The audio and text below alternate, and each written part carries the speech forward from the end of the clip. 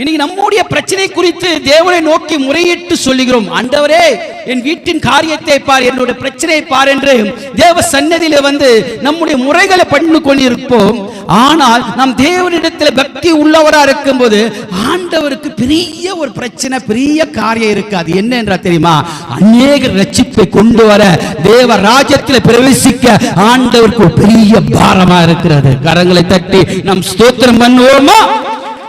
அத தமக்கு தெரிந்து கொள்ள, தமக்கு என்ன பிரச்சனைன்னு சொன்னா, இருளான ஜனங்கள் வெளிச்சத்தை காண வேண்டும்பா. மரண கட்டுகள், மரண போராட்டத்தில் இருக்கிற ஜனங்களை மீட்டெடுக்க வேண்டும். அப்படிப்பட்ட ஒரு பாரம் தான் ஆண்டவராக இயேசுக்கும் அவருடைய பாரமா இருக்கிறது.